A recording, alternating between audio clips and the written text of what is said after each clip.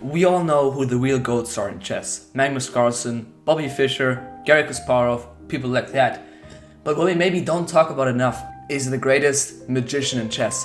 The greatest opening preparator in all of chess. He helped Ding Liren in the 2023 World Championship, and we saw some of the greatest opening prep in the history of the World Championship match. Let's get right into it.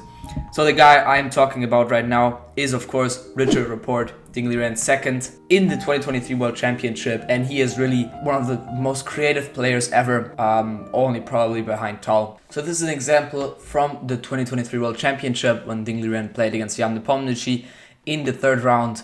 Here, Richard Rapport really cooked up something nice for Ding Liren. And this was a Queen's Gambit that declined, and usually you either go for a Catalan or you go for a traditional Queen's Gambit with knights. But here he plays h3. Looks like an absolutely stupid move because this bishop and this knight are never coming here in the Queen's Gambit. But the point of this is to maybe even play g4. And he's kind of passing the move back to Jan. Jan uses this opportunity to take after 9 minutes of thought. And he has already surprised Jan in this opening. You can see like in this clip when Ding Liren played h3, Jan looked extremely confused and did not know what was going on. It's got to be the Catalan, yeah. And indeed, whoa! What? He mouse slipped. The G pawn is the one. It's the other one. It's not that one. It happens, you know. h3? The board is No, long. he's and played just, h3. It happens. I mean, he tried to play g3. The hand slipped to the right, and so this position is just equal. But as you can see, Ding gets a very nice position. c5 now. Bishop c4, a6. He's trying to play b5. And after castles, knight c6, Ding has a small advantage, but nothing special. Knight c3 now, and now b5. He goes bishop d3, and now bishop to b7. And here Ding is again a bit better, but the thing that strikes out is Ding has a 20-minute time advantage. Usually in this World Championship match, Ding was the one who was down a lot on time because he was overthinking and not quite sure of himself. But in this in this game, he is the one commanding the time advantage. So he plays a4, and now he's chipping at these pawns. He's arguing that they are overextended. He plays b4, and now knight to e4, knight to a5, takes, and now e4. But e4 was actually a mistake, and he gives the advantage completely to Jan after c4. This game, Richard Rapport cooked something else up for Ding Liren. The game started with d4, knight f6, knight f3, the Indian game Knights variation it's called. d5, and he usually either play Queen's Gambit or Colley system. Colley system not that popular. But he plays something completely different. He plays a London system. Wow, knight f3 on move 2, staying flexible. This one does cuts out the Nimzo, at least Danish. But I guess surely he's not going for the London system or any other things associated to knight f3. Yes, he does. He is. Oh no, the London. Okay, I think half the viewership is already lost. And here again, you can kind of see Jan is very surprised, and he just plays c5, the Steinitz Gambit, with barely any thought. e3, knight c6, and now knight d2. He's just playing a completely normal London. He's just playing normal. But now bishop b5. You know, usually in the London, you don't put the knight here that early. You play this. This is kind of the London that we're taught as beginners. Like you put the bishop here and stuff. But he goes a bit off script, kind of, by playing like this, bishop b5, and now he takes the bishop. And here he kind of has all these pawns in like a fashion like this. On the dark squares, he's going to use the e5 square to his advantage. And here it's equal. Jan has a mini small advantage, but it is equal. So this was the 6th game of the World Championship. And a5, he grabs a bit of space, and you can already see that this opening prep has panned out.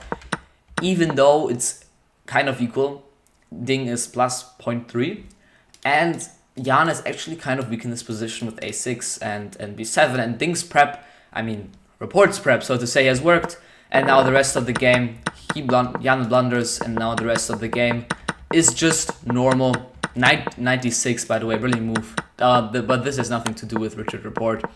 I just wanted to show you this just as an example.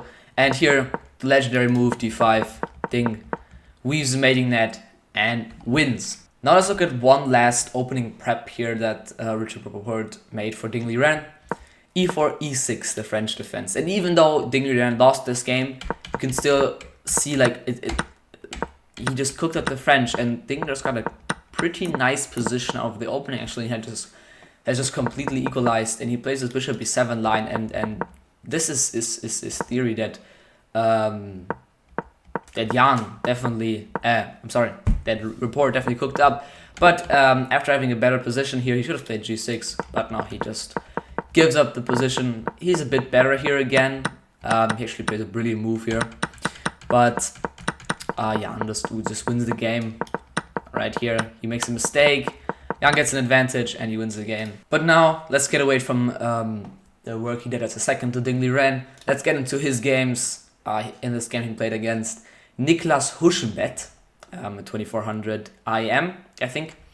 And Richard is a classic d4, c4 player, and he chooses the accepted variation knight c3, e4, and this is all what Richard is all about. Richard likes central control, he likes a lot of space, and he likes piece play a lot. And a4, he cracks at the position, and e6 now.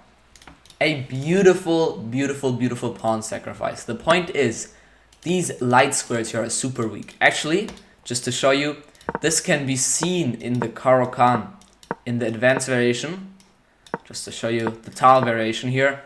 The line goes bishop g5, queen to b6, and now bishop d3, take, and e6.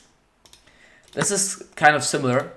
I actually got hooked like this in a tournament game once as black. It was a very long time ago. Not a very nice game.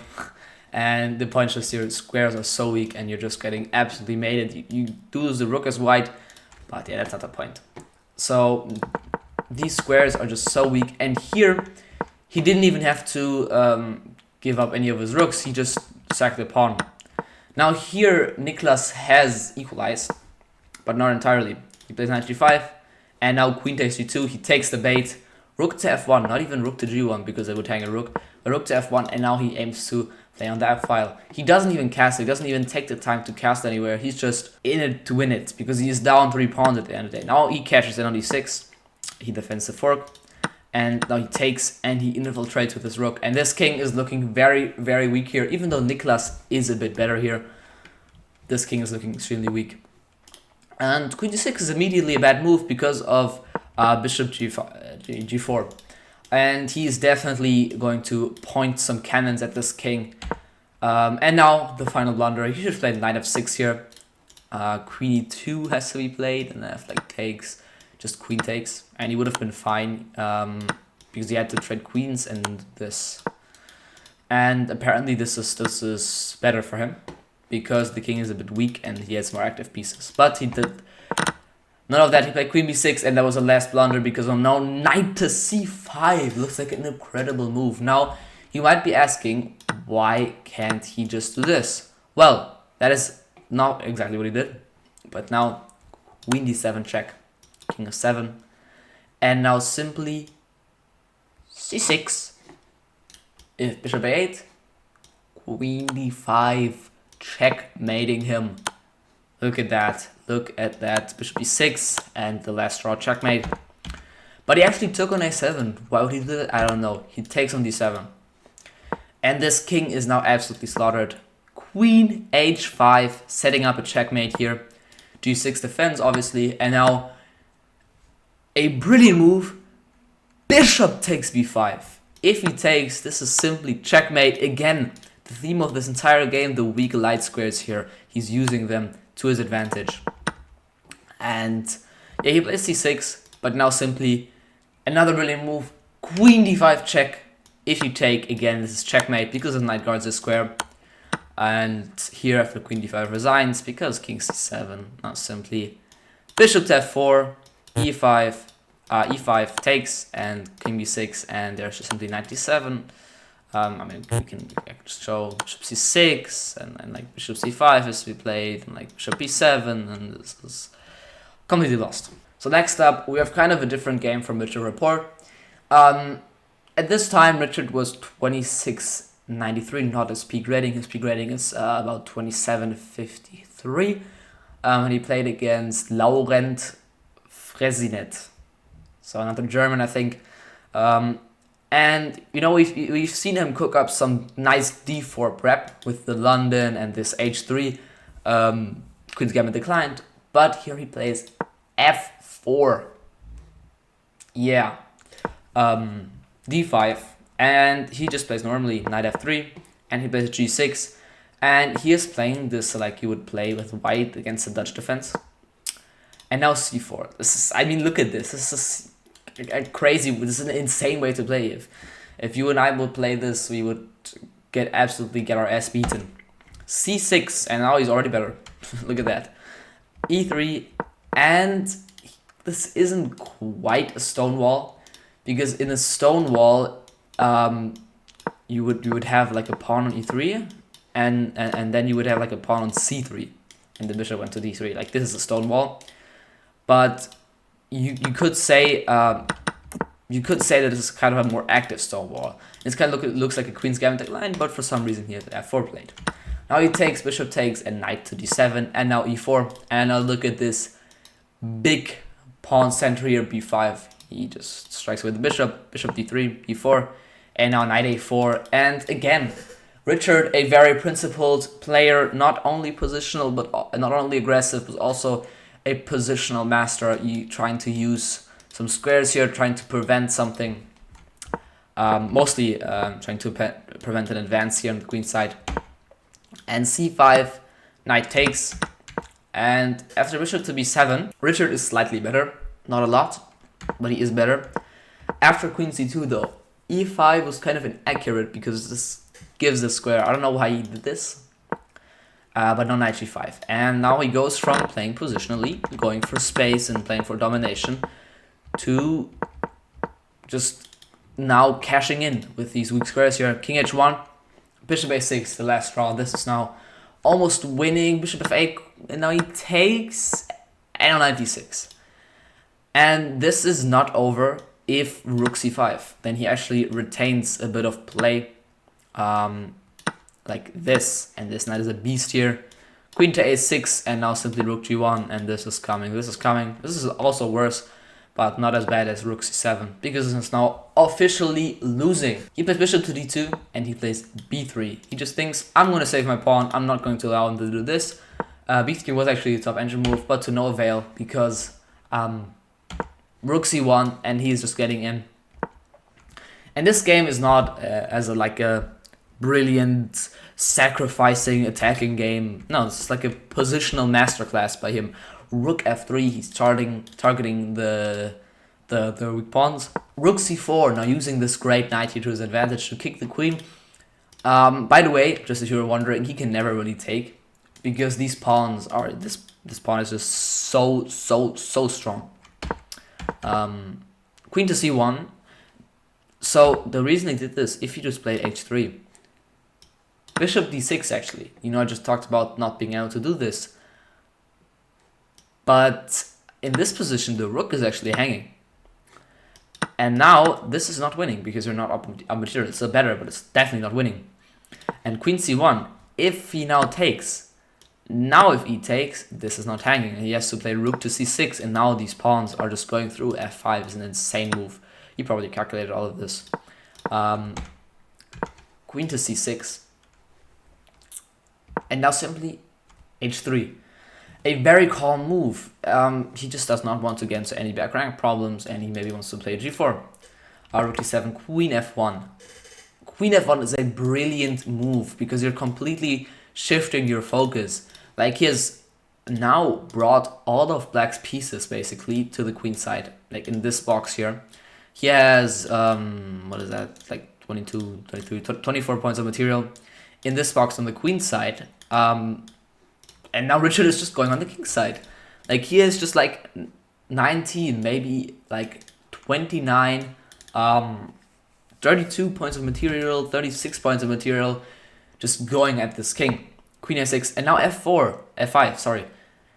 This is f5 is such a crazy brilliant move. The idea is just simply to open up this rook. G takes obviously suicidal because of rook takes f5. And if he takes, simply rook g4 and queen a6, and you're better here. But he does none of that. He takes the e pawn, and now rook f5, gf5, rook g4. This actually, but I'm sorry, this actually completely happens like this. 97, and if he just plays like a random move, let's say bishop c3, he's still winning. He can play king g1, he's winning. King h2, he's winning. He can play a4, he's winning. You can take, he's winning. You can play h4, he's winning. He can even play g3 and he's winning. But he's none of that. He plays e6. And this is just now completely over. There's nothing. He takes. But yeah, I mean, queen a4, rook c7. He picks up the pawn. He picks up the pawn. And now this is just checkmate here against Laurent Fressinet, another German player here, I think. And yeah, this was a really nice game because he played very positionally at the beginning. And he had like this amazing knight. And then after drawing all of his opponent's pieces here,